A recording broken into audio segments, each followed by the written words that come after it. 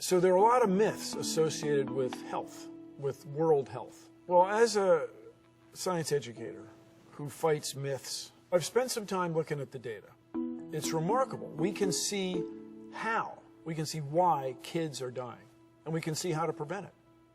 Well, people perceive that the U.S. spends a lot on foreign aid, that if the U.S. budget were $1, a quarter of it is spent on foreign aid.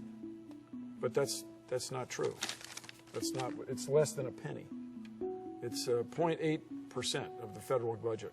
You can't even cut a coin small enough to represent how much money is spent on foreign aid. It's not that much. Now, this idea that wars or natural disasters, tsunamis, earthquakes kill most of the people, that's wrong. It pales, it's dwarfed by the number of people killed by preventable diseases.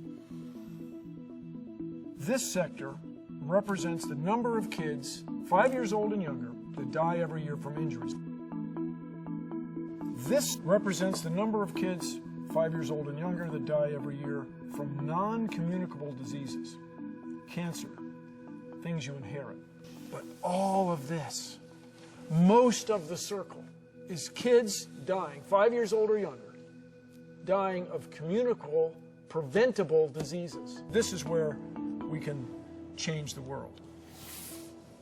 People think that we've been sending money to Africa for decades and nothing's improved. Things are as bad as they ever were.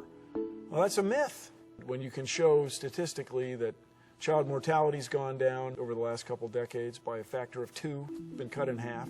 Those are the data. We have a real opportunity to leave the world better than we found it, to dispel these myths and move on to improve the quality of life of people everywhere.